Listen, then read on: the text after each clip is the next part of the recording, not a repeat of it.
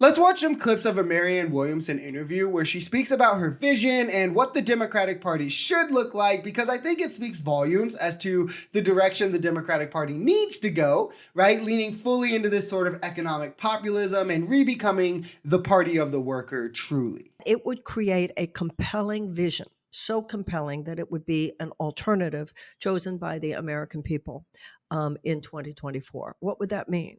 It would mean universal health care. Given the fact, for instance, 1 in 4 Americans live with medical debt. Over half of our bankruptcies are medical. 70 to 90 million Americans are either uninsured or underinsured. We have over 1 million people rationing their insulin. We have people in this country, millions, selling their blood plasma. I see the despair out there. I see the untended to despair out there. That was one thing I felt. And also, remember, every other advanced nation in the world has universal health care. Tuition-free college and tech school. A proactive effort to create peace and attention to children. We have children, so many children at risk. We have millions of American children who go to schools in places where they don't even have the adequate resources to teach a child to read. And this is why I love Marianne, and this is why she's who I voted for in the primaries. She represents a pushback towards politics being for the people, by the people, whereas Republicans are clearly for the elites. They don't even try to hide it. They have the big money donors in their pockets, and they spew the talking points of those big money donors. They don't ever go against the donors. And I mean, Democrats for this, to this respect, might as well be also, right? There's at least on the Democratic side, there's that chance that they won't be. There are like the AOCs, the Cory Bushes, the Jamal Bowmans, these kinds of people who can spout up. So they're like a little different, but don't get it wrong. Both parties are the parties of the elites, at least if we're talking about in an economic sense. So that's why what I always push is the differences in the parties that are important to look at are the social issues, right? Like Democrats are at least going to pay credence to social issues, while Republicans are going to try to like step on anyone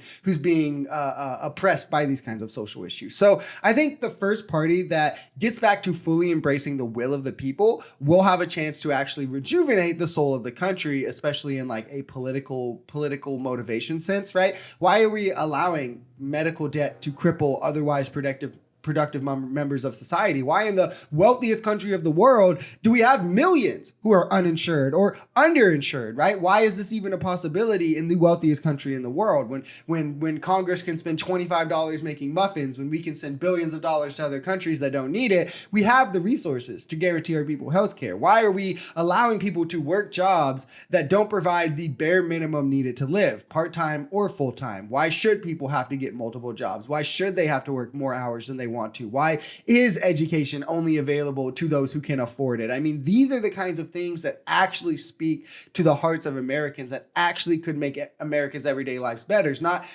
tax cuts that only make income inequality worse. And for the average American, you might get like a couple $100 extra, right? That's going to be gone on rent, gone on groceries, gone on whatever it is anyway. Not tariffs that are going to, in downstream effects, just raise your prices, right, and cause you money. And to that respect, I mean, not homeowners assistance either, not tax credits for those who want to buy their first home, right? But an economy that actually works for the people, not that makes people work in it to still just not be able to or barely be able to survive. I think the first party that embodies that will see this kind of takeover in politics that hasn't been seen since FDR, right? It's time for our New Deal. Because if in fact an agenda such as mine, or, you know, it's not just me, it's anybody listen, any candidate who is FEC registered and qualified according to the Constitution of the United States should have had a fair shot.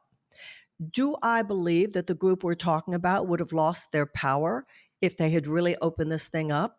Yeah, I do think they would have lost their power.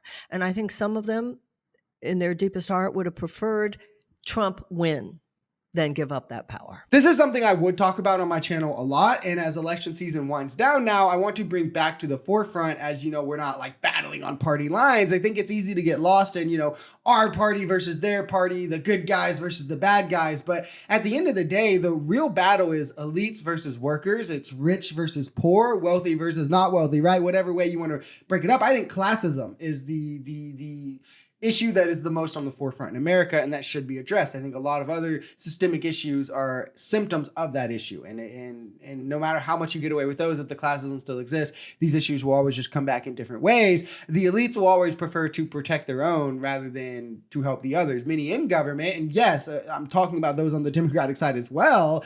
At the end of the day, they just want the power to remain in the hands of the elites. They want the government to continue benefiting the rich at the behest of the poor, and it doesn't matter which color, red or blue, it is that's doing it at the end of the day, right? If somebody on their side poses more of a threat to that than someone on the other side, then like Marianne said, they might just secretly prefer Trump to win. They're just getting rich from different sources at this point, if we're talking about the parties among the elites, at least. Again, there are like differences that, in my opinion, will always make the Democratic Party a better option than the Republican Party, the option that should be chosen as long as there's only two options. But when we get down to the nitty gritty, it's just two different classes of elites getting money from different sources to enrich themselves.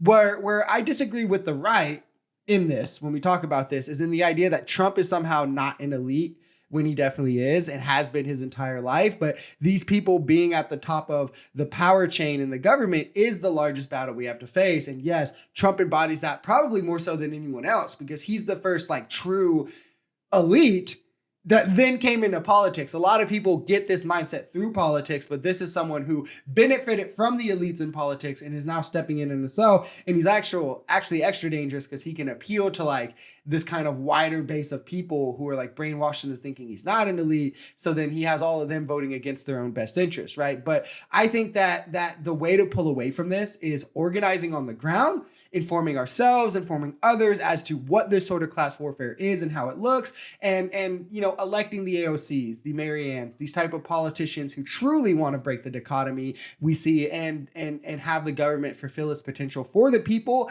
where it's by the people for the people. The process is as important as the goal. Ultimately, the end is inherent in the means. I believe, for instance, that the counterforce to the kind of strongman politics that Donald Trump represents is deep, authentic righteousness and virtue. And if you're going to have a politics based on righteousness and virtue, as Lincoln would say, the right as we see fit. You know, none of us are perfect, but if we are making an honest effort at what would honestly, if we are to adhere to the principles of the Declaration of Independence, that God gave us inalienable rights of life, liberty, and the pursuit of happiness, what public policy decision would promote life, liberty, and the pursuit of happiness to the widest array of people? You can either have that, or you can be thinking about what will make your donors happy. She is honestly so good at this and is spot on what she's saying here. People hate the establishment. That is the first thing I think that politicians need to come to terms with. A lot of people sit out of politics because they feel that the establishment is never going to help them in any way. The kind of mundane ways that they kind of overlook a lot of times, you know, like the fact that the roads are here because of the government, that, you know, mail gets delivered because of the government, the police, firefighters, our military, all of these things kind of get overlooked because they're like, well, what is the establishment doing for me? And this is a fair way to feel, right? And where Republicans have succeeded is in painting Trump as he's not the establishment. Actually, the establishment is against Trump, right? Despite him adding a new branch to the military, expanding the military industrial complex, literally enacting policy because his donors paid him millions, telling them like oil executives, donate $1 million to my campaign and I'll enact whatever oil policy you want, putting up 2 establishment Supreme Court appointments who have defended the establishment in every ruling, appointing establishment judges at lower levels, and passing Trump tax cuts to benefit the rich. I mean, what gets more the most establishment institutions in our government are the ones that inherently pull away from our democracy with these inherently anti-democratic structures. That would be like the Electoral College, something Trump just benefits from. He's helped with gerrymandering and things like that. So not trying to pull away from that at all. The Supreme Court, which Trump is all for the Supreme Court, all for funding stacking the Supreme Court, stacking these other courts, like these kind of appointments to where people can't be elected. This is what the establishment is. And Trump literally is more for that than most presidents, right? And then if you look at his tax cuts, they benefited the establishment. 83% of the benefits went to the top 10%. And I do want to address that quickly because I see a lot of times in my comments from people who defend Trump, they want to say, well, if you pay more taxes, you're going to get more back in benefits. When I say 83% of the benefits went to the top 10%, I don't mean that 83% of like the revenue saved or whatever went to the top 10%. I mean, of the things put into these tax cuts, 83% of them were skewed to the top 10% or in a way that would disproportionately affect the top 10%. Corporate taxes, right? The middle class doesn't benefit from corporate taxes. The top 10% who own the corporations benefit from those. Raising the what is it, the average minimum tax or whatever, the AMT, I can't think of what the letters stand for, but for people who have to pay like a minimum tax if they make over this amount, even if they can use like this and this to escape it, like Elon Musk using unrealized stock to buy things. You know, if you leveraging your stock, you don't have to have as much income. You're only paying taxes on your income. The AMT kind of is set to offset that by, hey, you have to at least pay this minimum, right? Trump raised the threshold for you to qualify for that. So then more rich people got off with these tax breaks. Pass through income. This is something that only is affecting disproportionately, at least those in the top 10%, is for business owners. Bigger businesses, obviously, are the ones, like, I think it's what is it? There's C and S corporations. Corporate taxes are for S corporations, I think, and then the pass-through income is for C corporations. I might have those backwards, but it's like one of the two. That again also disproportionately affects the top 10%. You could talk about like SALT. You could talk about all these other things where the benefits were aligned to benefit the wealthy more. It's not just, oh, well, we all got the same percent and that's it, right? No, it's like we all got the same percent on income tax. And then the rich got a bunch of other tax cuts that only apply to them. That's what I mean when I say 83% of the benefits went to the top 10%. But yeah, somehow he's like anti-establishment. I don't know. The actual counter to that is the left doing actual anti-establishmentism, you know, like Bernie Sanders, right? I think he would have handily beat Trump in 2016. The economic populism that's actually centered around the middle class while also being willing to voice disdain and go against the establishment. That's what most Americans are actually yearning for, but they have to settle for the knockout version in Trump. That's why I think you see a lot of like, there was the Bernie bro to Trump supporter pipeline where people who supported Bernie in 2016 voted for Trump now. And it's because they feel they're getting force-fed that he represents this anti-establishment kind of caricature that Bernie Sanders actually represented, but he doesn't. And we just don't have that on the left, right? And if we had that, someone railing against the establishment, railing against the donor lobby, and that's another part of how Trump is very establishment. If he is openly telling his donors, like, give me money, and I will enact the policy you want. What's more establishment than that? Then the Supreme Court and the donor lobby. These are the two biggest establishment, like parts of the establishment, in my opinion. And Trump literally is for those more than any other politicians, these kind of anti-democratic institutions. If we had someone on the left railing against those while also saying, hey, like, we will guarantee you healthcare. We will get free education. We will do tax-based childcare. We will have wages that exceed the cost of living. I mean, there is no match in politics that currently could defeat it. I don't think there is a match that would defeat it, but the Democrats continuously make the mistake of instead propping up these more establishment-esque candidates, or at least having their candidates run on more establishment-centered platforms. I think Kamala probably could have done better had she ran more akin to her 2020 primary campaign rather than this kind of like center-left that they tried having her appeal to in 2024.